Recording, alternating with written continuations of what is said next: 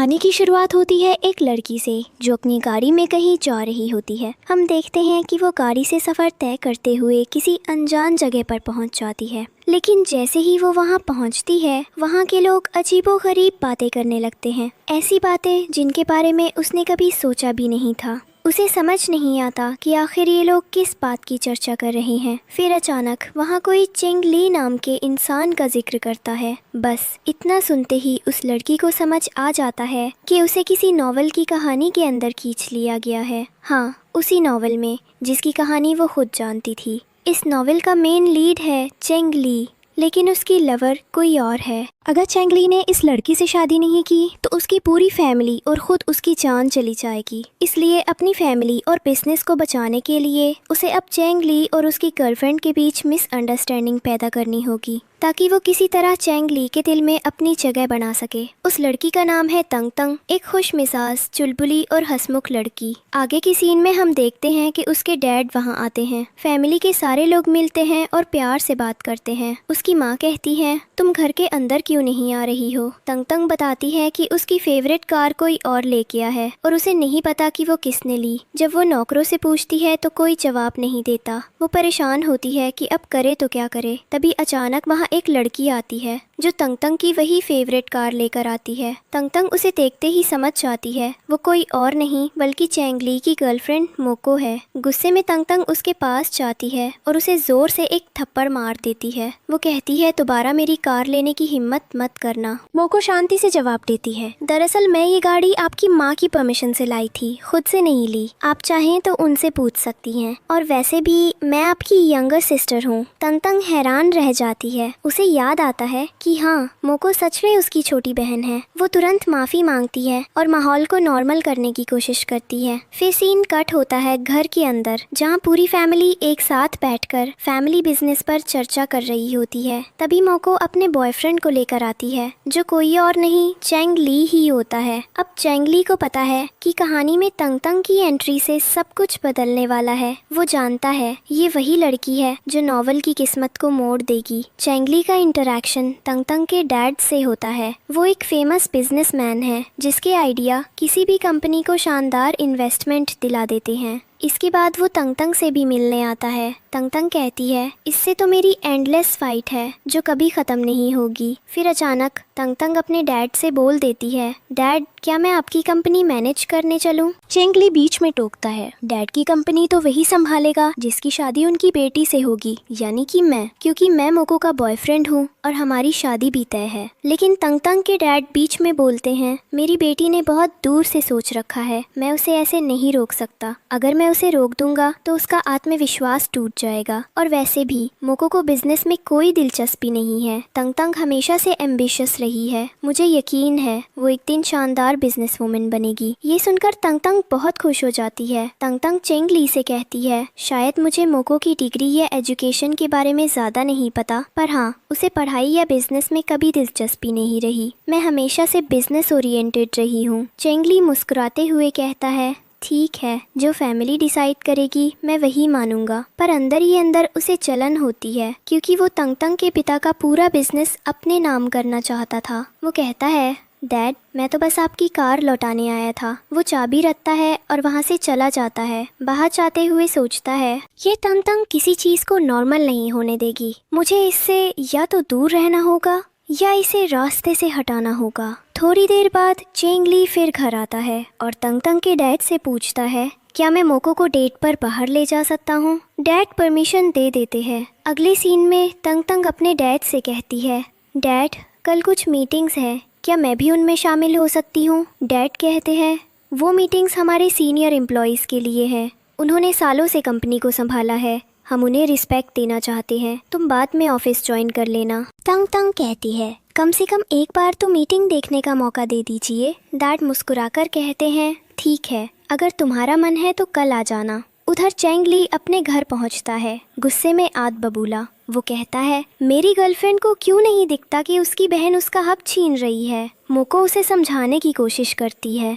तंग तंग ऐसा कभी नहीं करेगी, वो मेरी बड़ी बहन है। चेंग ली कहता है, इसलिए तो कहता हूँ तुम बहुत इनोसेंट हो। वो मोको को भड़काने लगता है, कहता है वो तुम्हारा सब कुछ छीन लेगी। मोको रोने लगती है। चेंग ली उसके आंसू पोंछता है और कहता है मैं सिर्फ तुम्हारे लिए नहीं तुम्हारे बिजनेस के लिए भी यहाँ हूँ। तुम समझो वो तंग तंग तुम्हें पीछे छोड़ देगी। वो उसे गले लगाता है और कहता है उससे जाकर पूछो बिजनेस के बेसिक्स क्या हैं। साधारण बिजनेस तो तुम भी कर सकती हो। अगले दिन का सीन, ऑफिस में तंग तंग अपने डैड से कहती है डैड मुझे पार्टनर नेटवर्क के बारे में आपसे कुछ बात करनी है। डैड कहते हैं अभी टाइम नहीं है। वो कहती है सिर्फ 2 मिनट की बात है। डैड झुंझलाकर कहते हैं अगर तुम्हें इतना कॉन्फिडेंस है तो अंदर जो इन्वेस्टर बैठा है जाकर उससे इन्वेस्टमेंट लेकर आओ। तंग तंग हंसकर कहती है ठीक है मैं करके दिखाऊंगी। डैड कहते हैं अगर तुम सफल नहीं हुई तो मैं तुम्हारा नया रिकॉर्ड कैंसिल करवा दूंगा और तुम्हें छोटी पोजीशन पर भेज दूंगा। तंग तंग कहती है ठीक है डैड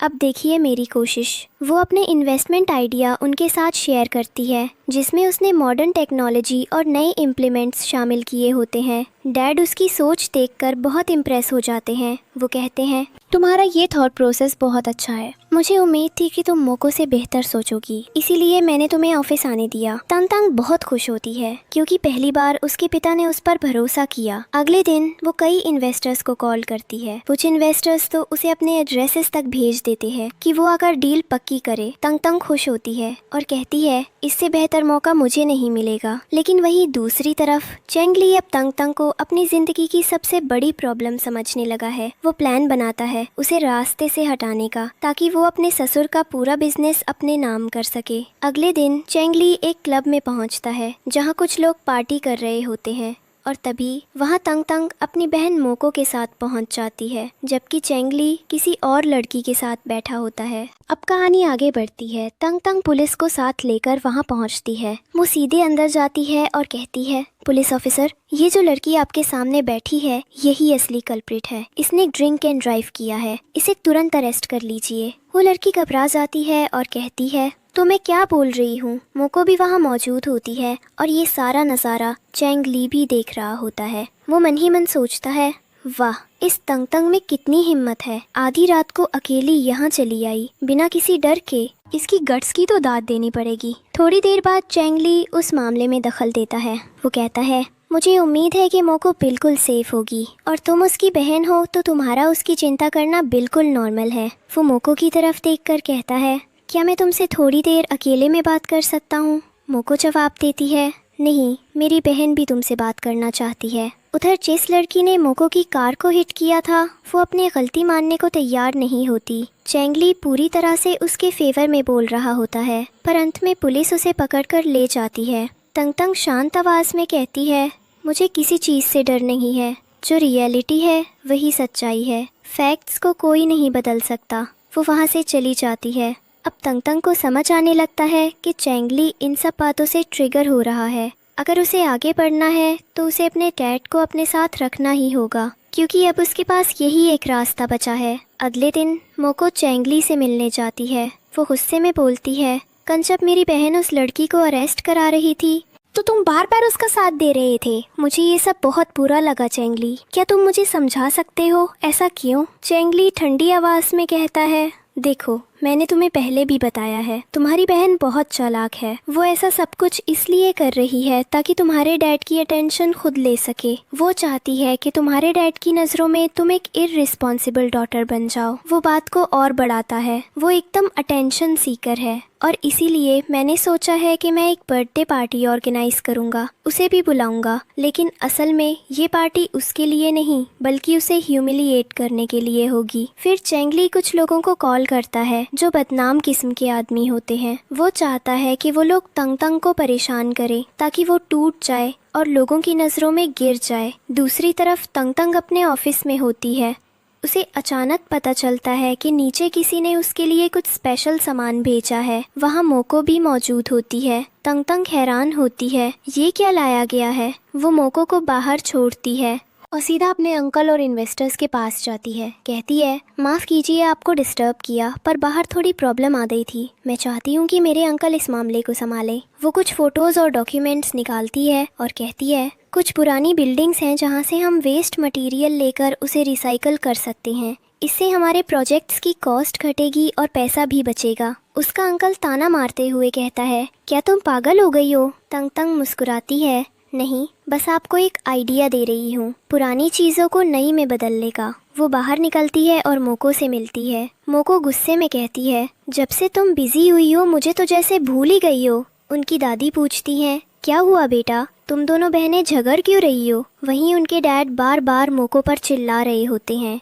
मोको, कंपनी में आकर तमाशा मत करो, यहाँ बहुत लोग आते हैं। अगर किसी ने देख लिया कि हम फैमिली मैटर्स में फंसे हैं तो हमारी इमेज खराब हो जाएगी। मोको रोते हुए कहती है, डैड, आपने तंग तंग को कंपनी में ले लिया, मुझे क्यों नहीं? डैड सख्त लहजे में कहते हैं, इन सवालों के जवाब तुम जानती हो, बार बार पूछकर मेरा और अपना टाइम वेस्ट मत करो। बाद में तंग तंग उसे समझाने की कोशिश करती है, देखो मोको, तुम ब्रेन वॉश हो चुकी हो, हम तुम्हें कुछ गलत नहीं कहना चाहते, बस तुम्हारी प्रोटेक्शन के लिए बोल रहे हैं। मोको कुछ नहीं सुनती और गुस्से में वहाँ से चली जाती है। तंग तंग की दादी उसे समझाती है, वो बच्ची है, मासूम है, शायद उसे जलन हो रही है क्योंकि वो तुम्हारी तरह टैलेंटेड नहीं है। तंग तंग कहती है, मुझे बुरा नहीं लगा दादी, वो मेरी बहन है, सवाल करने का हक तो बनता है उसका, बस वक्त लगेगा, फिर सब समझ जाएगी। बाद में तंग तंग कई किताबें उठाती है और खुद से कहती है, अब इस कहानी को मुझे अपनी तरह से बदलना होगा, अब मैं चैंगली की स्क्रिप्ट पर नहीं चलूंगी।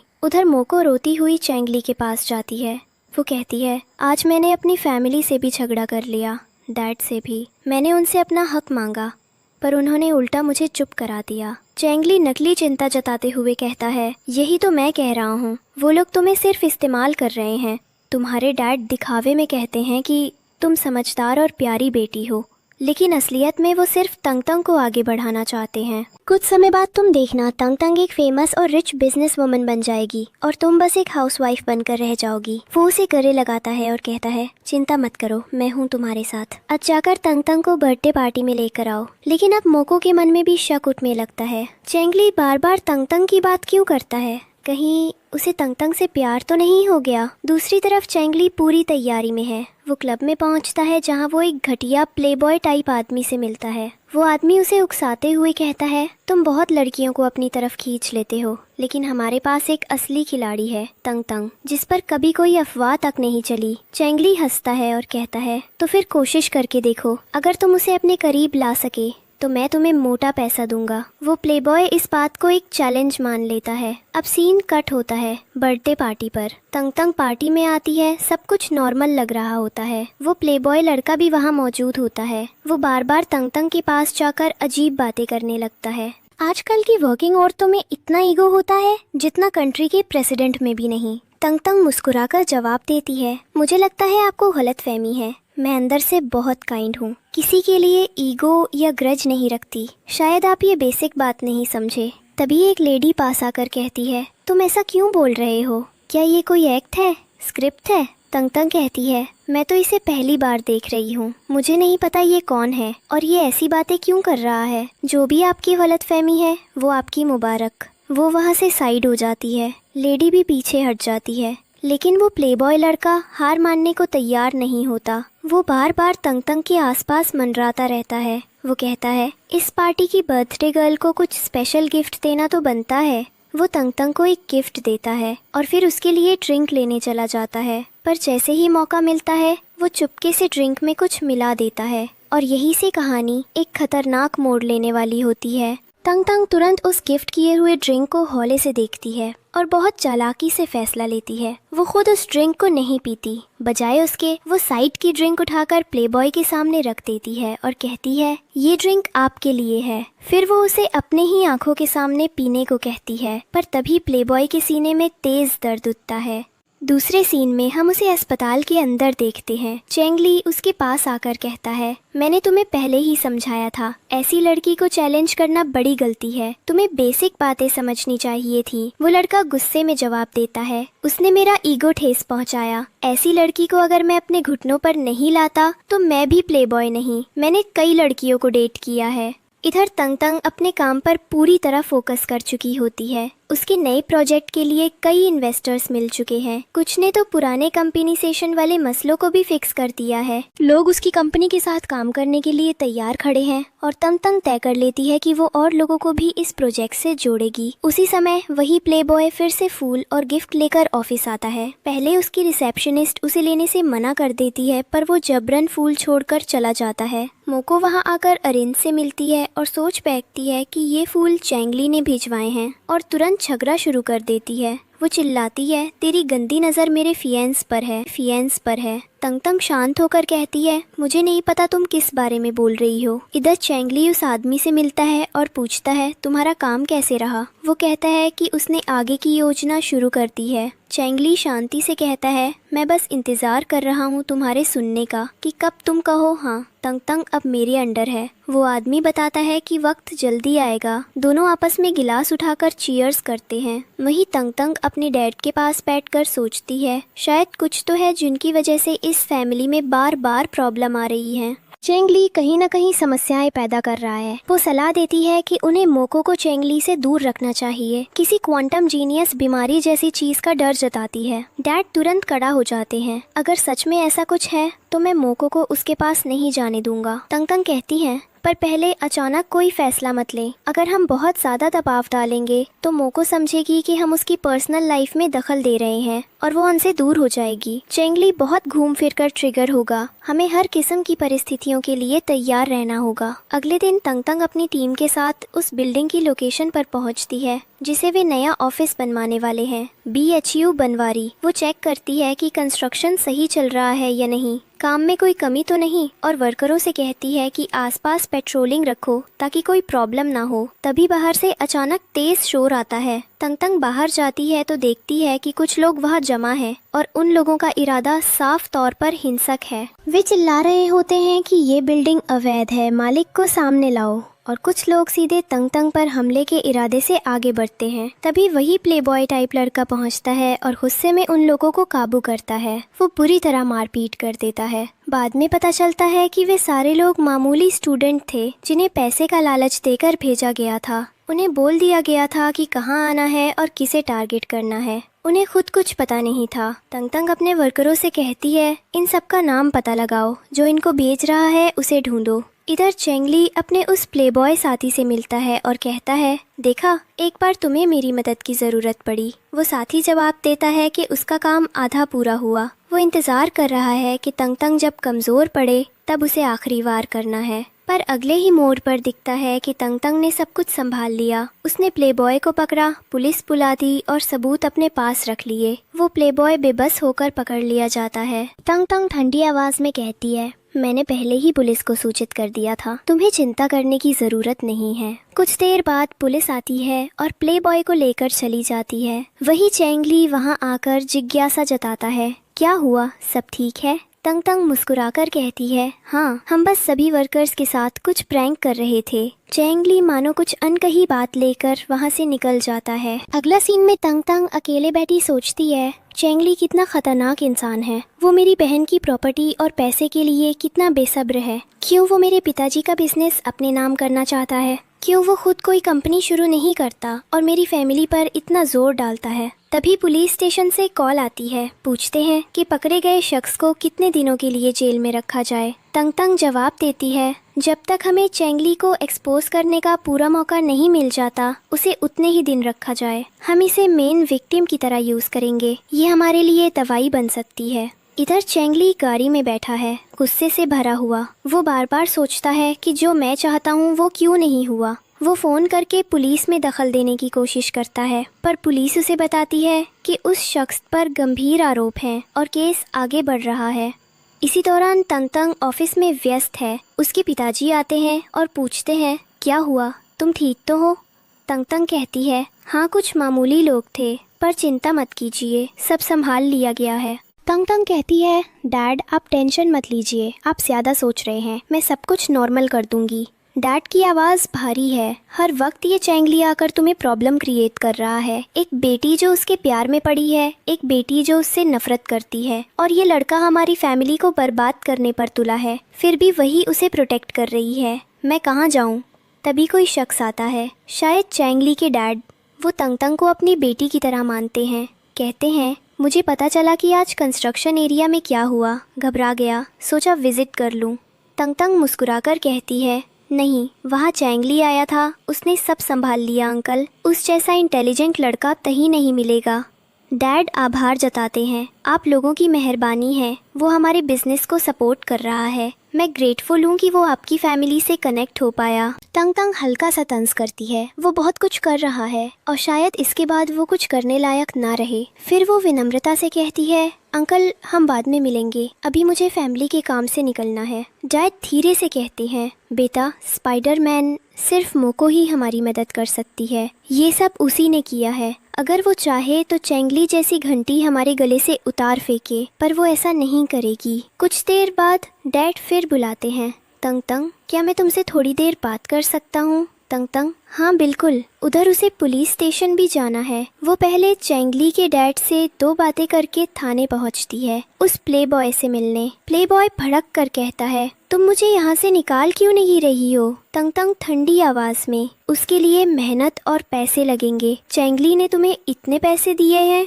वो चीख पड़ता है, बकवास बंद करो, फिर क्यों नहीं निकाल रही? तंग क्योंकि तुम्हें फंसाने में पूरा हाथ चैंगली का है। तुम बेवकूफ थे जो उसके झांसे में आए। प्लेबॉय, वो ऐसा कुछ नहीं कर सकता।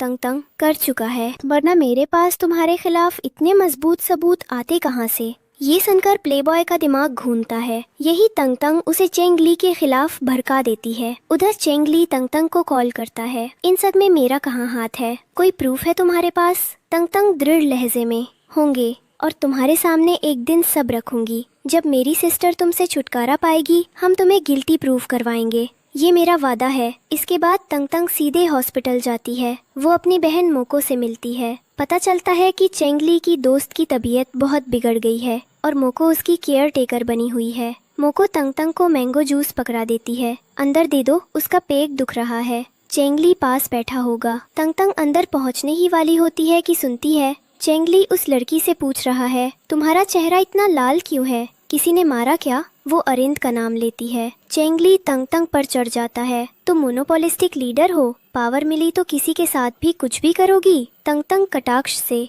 दिमाग खराब है तुम्हारा, मैं उससे मिली तक नहीं और तुम बकवास कर रहे हो। चैंगली बदतमीजी पर उतर आता है। तंग भड़क उठती है। वो हाथ में पकड़ा जूस उसी पर दे मारती है और जोर की लात जड़ देती है। तभी मोको आ जाती है। क्या हुआ चैंगली, तुम ठीक हो? और उसे उठाती है। तंग कहती है, तुमने क्या किया? चैंगली की दोस्त भड़क उठती है, वो बस मेरे लिए स्टैंड ले रहा था, इसने मुझे क्यों मारा? मोको अब अपनी बहन पर ही बरस पड़ती है। तुम्हें ऐसा नहीं करना चाहिए था, मैंने तुम्हें बस 2 मिनट का काम दिया था। अगर तुमसे मदद नहीं होती तो तमाशा करने क्यों आई? तंग शांत पर सख्त, मैं तुमसे मिलने आई थी क्योंकि मुझे पता चला है कि तुम प्रेग्नेंट हो। ये सुनते ही चैंगली के पैरों तले जमीन खिसक जाती है। वो मोको पर गुस्से से, मैंने कहा था ना, इस बेबी को अबॉर्ट करवा दो, मुझे ये बच्चा नहीं चाहिए। क्यों नहीं करवाया? मोको घबराकर, नहीं ऐसा कुछ नहीं है, मैं फिर से मेडिकल चेकअप कराने को तैयार हूँ। ये झूठ बोल रही है। तंग तो ठीक, चैंगली के साथ जाकर अभी टेस्ट करवा लो। अपना रिश्ता बचाने के लिए मोको वादा करती है,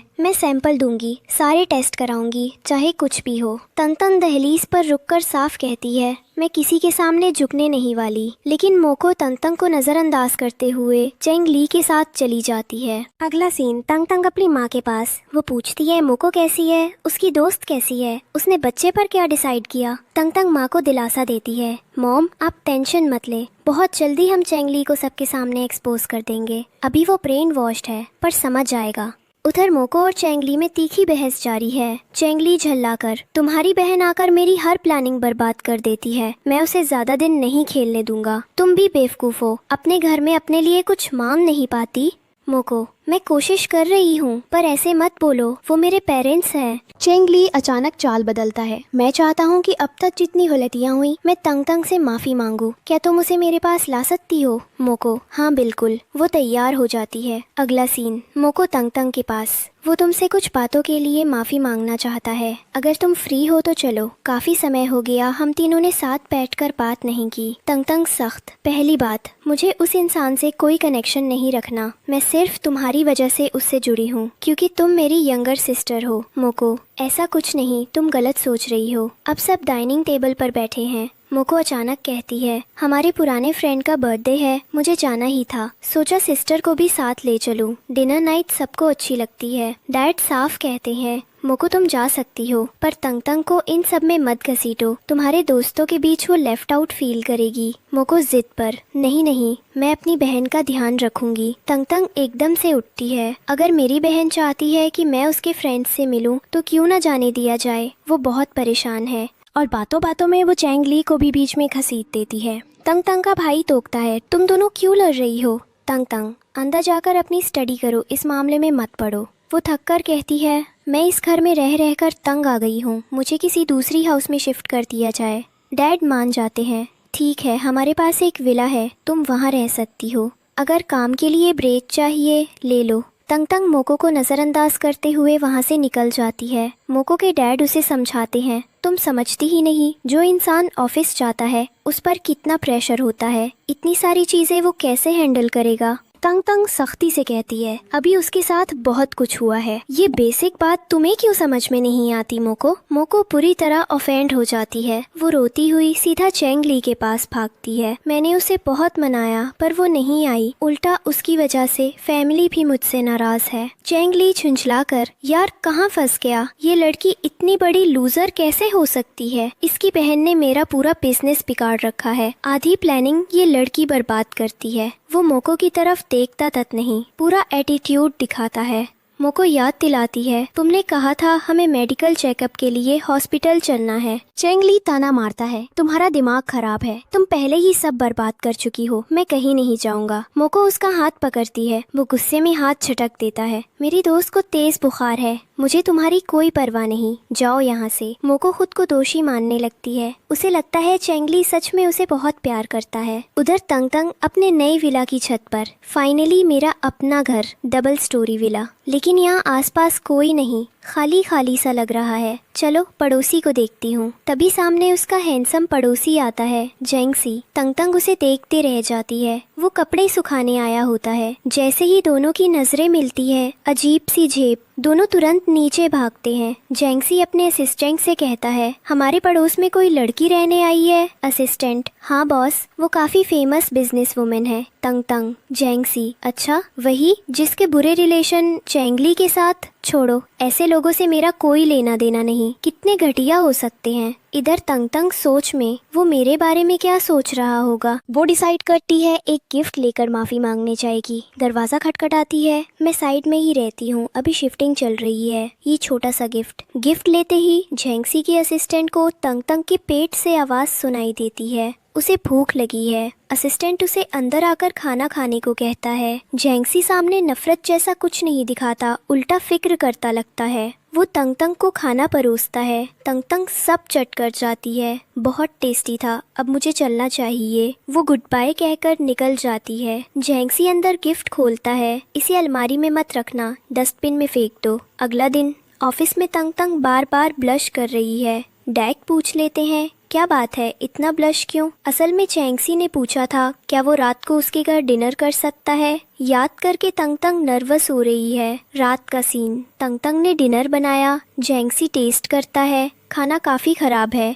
तंग तंग खुद चखती है। उसे समझ आता है कि कभी कभी लोग टेबल से उठ क्यों जाते हैं। जेंगसी किचन में जाता है और उसके लिए टेस्टी खाना बना लाता है। तंग तंग खाती है, तुम तो मुझसे कहीं बेहतर कुक हो, हाथ में जादू है, इतना टेस्टी कभी नहीं खाया। जेंगसी मुस्कुराकर, फ्री टाइम में यही हाथ आजमाता हूँ। खाने के बाद ऑफिस टोन की बात शुरू होती है। तंग तंग पूछती है, एनेस्थीसिया वगैरह, अगर मुझे किसी दुश्मन को किडनैप करना पड़े मदद करोगे? जेंगसी हल्का चुपता है, अच्छा तो तुम चेंगली की बात कर रही हो, न्यूज़ में सुना है। तंग तंग चौंक, तुमने मेरे दुश्मन का एकदम सही नाम लिया। मोको? जेंगसी समझाता है, ऐसे लोगों से दूर रहना बेहतर है, एक फीमेल बॉडीगार्ड रख लो, मैं लोगों को जानता हूँ, मदद कर देंगे। तंग तंग, सच में? मैंने सोचा नहीं था, पर ये आइडिया अच्छा है। जेंगसी, जरूरी है, चेंग ली जैसा कोई रोज कोई ना कोई प्रॉब्लम क्रिएट करता रहेगा। तंग तंग उसके सॉल्यूशन से खुश, ये वाकई स्मार्ट और इंटेलिजेंट है, मुझे एहसास देर से हुआ।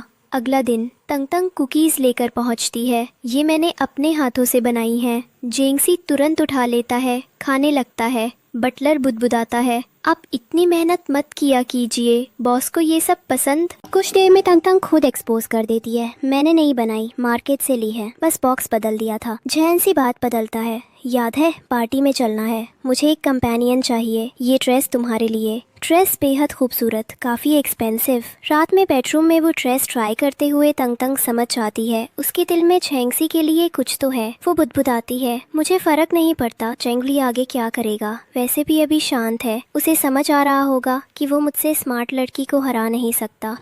चेंगली और मोको साथ। चेंगली काफ़ी एक्साइटेड, फाइनली उस पार्टी में तुम्हारी सिस्टर और तुम्हारे डैड दोनों आ रहे हैं। मोको उसकी एक्साइटमेंट नहीं समझती। तुम हर वक्त मेरी बहन से मेरी तुलना क्यों करते हो? चेंगली, कंपैरिजन नहीं, बस बता रहा हूँ। और फिर से वही मैनिपुलेशन, साफ रेड फ्लैग। उसके ट्रिक्स इस भोली लड़की को कहीं का नहीं छोड़ेंगे। फैमिली समझा रही है पर मोको नहीं समझती। वो ये भी नहीं बताती कि तंग तंग ने फैमिली से उसके सारे रिलेशंस कटवा दिए ताकि वो चेंगली को छोड़े, पर वो मानने को तैयार नहीं। पार्टी का सीन, उसके डैड घर से तंग तंग को गेस्ट से मिलवा रहे हैं, तारीफ पर तारीफ। अचानक मोको एंट्री लेती है। तंग तंग उसकी स्टाइलिंग देखकर दंग। मोको ने खुद को ब्राइड की तरह तैयार कर रखा है। मन्ना होते हुए भी तंग तंग उसे गेस्ट्स के बीच इंक्लूड करती है। वो कहती है, गाइस ये मेरी स्मॉल सिस्टर है जो हमेशा मेरे साथ रहती है। बिजनेस में इसका खास इंटरेस्ट नहीं, लेकिन इसके आइडियाज और थॉट्स फैमिली को सही डिसीजन लेने में मदद करते हैं और ये दिल की बहुत साफ है। गेस्ट्स गॉड ब्लेस हर कहते हैं और तंग तंग मोको को अलग ले जाकर कहती है, ये तुम्हारी रिसेप्शन नहीं है, किसी और की पार्टी है। खुद को देखो, ब्राइड की तरह क्यों तैयार होकर आई हो, थोड़ा समझदारी रखो। मोको पलटकर, ये मेरे बॉयफ्रेंड के फ्रेंड की पार्टी है, मतलब मुझे स्पेशल गेस्ट की तरह दिखना पड़ेगा, और तुम अभी भी चेंगली को लेकर मुझे लेक्चर दे रही हो, जबकि फैमिली ने तुम्हारे कहने पर मेरे सारे रिश्ते काट दिए। तंग तंग सख्त, फिर भी समझो चेंगली तुम्हारे साथ क्या कर रहा है, क्या नहीं, सब दिख रहा है। मोको हट में, मुझे किसी से फर्क नहीं पड़ता, मुझे बस चेंगली चाहिए, बाकी सब रिश्ते बेकार। तंग तंग का सब्र टूटता है। तुम्हारा बॉयफ्रेंड कितना गिरा हुआ है अंदाजा है? किसी को नीचे गिराने, प्रॉपर्टी हड़पने के लिए कितनी नीच हरकत कर सकता है। वो डिवोशन के नाम पर हमारे फैमिली बिजनेस को अपने अंडर लेना चाहता है और तुम बेवकूफ बनकर उस पर भरोसा कर रही हो। उधर चेंगली दोबारा उसी प्लेबॉय को बुलाकर कहता है, तंग तंग को पार्टी से कैसे निकालना है पता है ना, तुम्हारी तो यही स्किल है, जाओ। डैड मना करते रहते हैं पर चेंगली पर असर नहीं। मोको जिद में बहन से लड़ती रहती है। सब मुझे उसके खिलाफ भड़का रहे हैं। जब वो आएगा और हम साथ चलेंगे, सब देखेंगे कितना ब्यूटीफुल कपल है हम। पीछे से प्लेबॉय टोका देता है, तुम्हें लगता है चेंगली तुमसे प्यार करता है? जरा भी नहीं। तभी चेंगली आकर गरजता है, मेरी गर्लफ्रेंड को मेरे खिलाफ भड़का रहे हो। तंग तंग दूर से देखती है, इन बेवकूफों के बीच रहकर मैं भी बेवकूफ होती जा रही हूँ।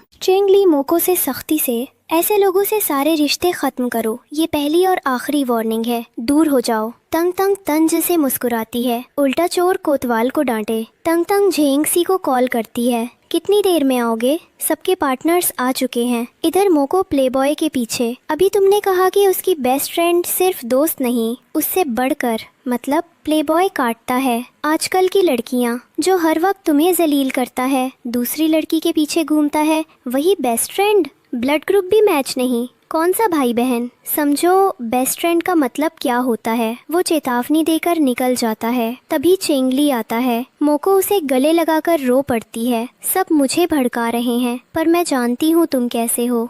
यही चेंगसी पार्टी में एंट्री लेता है, लड़कियाँ उसके पीछे, पर वो सबको इग्नोर करके सीधे तंग तंग के पास। तंग तंग ब्लश, वो डैग से जेंगसी का इंट्रो करवाती है। जेंगसी तंग तंग की खूबसूरती देखकर डिस्टर्ब, बात करते करते डैड से बार बार माफ़ी मांगता है, फिर संभलकर तंग तंग से कहता है, सब नॉर्मल हो जाएगा। चेंगली और मोको की फिक्र छोड़ो, तुम्हें कोई परेशान नहीं करेगा। डैड को झेंगसी बहुत पसंद आता है। कुछ देर बाद तंग तंग पार्टी से हटकर शांत जगह जाती है और कॉल मिलाती है चेंगली को। उधर पता चलता है चेंगली ने उसकी कंपनी के गार्ड को पैसे देकर अंदर घुसकर रिसोर्स चुराने की कोशिश की। झेंगसी कहता है, वो कुछ नहीं कर पाएगा, मुझ पर भरोसा रखो, मेरी टीम उससे भी बेहतर है, हम ये काम रुकवा देंगे।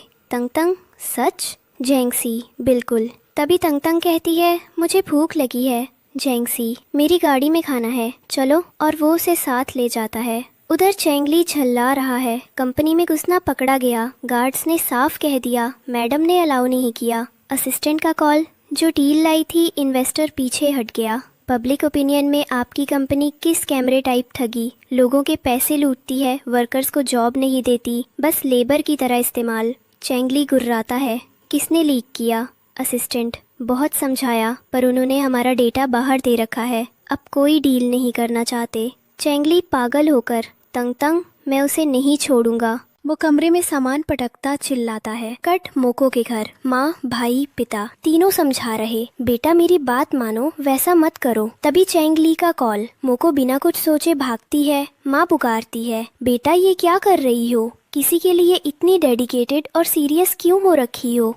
हमने तुम्हें बचपन से इतने पैसे इन्वेस्ट करके इतना बड़ा किया। उसका ब्रदर उसे कह रहा होता है, क्या तुम्हें अपने फादर की भी बात समझ में नहीं आ रही है? डैड तुम्हारे लिए कितने परेशान हैं। तुम किस हव्वे के साथ रह रही हो? क्या तुम बिल्कुल होपलेस हो चुकी हो? जिस पर उसे फर्क नहीं पड़ता और वो अपने पेरेंट्स को इग्नोर करके अपने प्यार चेंगली के पास चली जाती है। वही दिखाया जाता है तैंग तैंग को, जो जेंगसी को थैंक यू बोलने के लिए बहुत सारे गिफ्ट्स लेकर आई होती है। जे बोलता है, क्या हुआ, आसपास में कोई नया शिफ्ट हुआ है क्या, जिसके घर पर जगह नहीं बची? तभी टैंग टैंग आती है और कहती है, अरे ये शिफ्टिंग का सामान नहीं है, इसमें मैंने तुम्हारे लिए थैंक्स गिविंग गिफ्ट्स लाए हैं। इसके अंदर बहुत सारे गिफ्ट्स हैं जो तुम्हारे हर काम में मदद करेंगे। जाग बोलता है, पर मुझे ये सब नहीं चाहिए। तांग तांग बोलती है, अरे ले लो, मैं लेकर आई हूँ। तुमने मेरे लिए इतने बार खाना बनाया, मेरी मदद की, और जब चेंगली ने मेरी कंपनी में घुसकर मुझे परेशान करने की कोशिश की तब भी तुमने मेरी मदद की, इसलिए मैंने सोचा तुम्हें थैंक यू बोलना तो बनता है। फिर हम देखते हैं कि वो चेक को थैंक यू बोलकर वापस आती है तो उसे पता चलता है कि जो उसकी सिस्टर है वो दोबारा चेंगली के पास वापस पहुंच चुकी है। पेरेंट्स को समझाने के बाद भी उसे ये बात समझ नहीं आई कि उसके पेरेंट्स क्या कहना चाहते थे। वो बस परेशान होकर वहाँ से चली जाती है। वही चेंगली और मोको को दिखाया जाता है, जहाँ पर चेंगली एक बार फिर से मैनिपुलेटिव अंदाज में बोलता है, दरअसल मैंने टैंग टैंग को बहुत कोशिश की समझाने की, वो तुम्हारी प्रॉपर्टी हो, तुम्हारा शेयर वापस कर दे। मैंने बहुत सारी प्लानिंग की पर सब बर्बाद हो गया और मेरे पास कुछ नहीं बचा सिवा तुम्हारे। क्या तुम मेरे साथ नहीं रहोगी? मैंने सुना है तुम्हारे डैड बहुत कुछ बोलते हैं मेरे अगेंस्ट। मेरा एक बहुत बड़ा इन्वेस्टर भी मेरी कंपनी छोड़कर चला गया। अब उम्मीद नहीं है कि बिजनेस ज़्यादा दिन चल पाएगा। जिस पर मोको बोलती है, पर इसमें कोई दिक्कत नहीं है क्योंकि टैंग टैंग ने अपनी फैमिली से सारे रिलेशन ख़त्म कर दिए हैं। और जैसे ही चेंगली ये सुनता है वो खुश हो जाता है और कहता है, तुमने ये बात पहले क्यों नहीं बताई? ये तो मुझे पहले पता होनी चाहिए थी। जिस पर मोको बोलती है, मुझे लगा तुम मुझसे नाराज हो गए। चेंगली झूठी मुस्कान के साथ बोलता है, नाराज कैसे हो सकता हूँ, ये तो सबसे खुशी की बात है। और वो जल्दी से कॉन्ट्रैक्ट पेपर्स निकालता है और कहता है, जिस प्रॉपर्टी पर तुम्हारी सिस्टर दूसरी कंपनी बना रही है उस प्रॉपर्टी पर तुम्हारा भी हक है। बस इन डॉक्यूमेंट्स पर साइन करो, मैं तुम्हारे हक के लिए लड़ूंगा, मैं तुम्हारे साथ हूँ। मोको पूछती है, क्या ये 100% सही है? चेंगली झूठ बोलकर कहता है, तुम मेरे साथ फ्यूचर नहीं देखती, बहुत जल्दी हमें शादी करनी है, हमारे बच्चे होंगे, क्या हम उन्हें ऐसी गरीबी में रखेंगे? तुम्हें ये सब करना पड़ेगा। मोको बेवकूफ़ी में साइन कर देती है और उसके जाल में पूरी तरह फंस जाती है। अगले दिन मोका उन्हीं डॉक्यूमेंट्स को लेकर टैंग टैंग की कंपनी पहुंचती है। रिसेप्शनिस्ट उसे रोकती नहीं है और अंदर कॉल करती है कि आपकी सिस्टर आई हैं। टैंग टैंग कहती है, उसे आने दो। जैसे ही मोको अंदर आती है वो कहती है, तो तुम कर क्या रही थी टैंग टैंग? क्या तुम हर वक्त इस कंपनी में ही डेरा डाल कर रहोगी?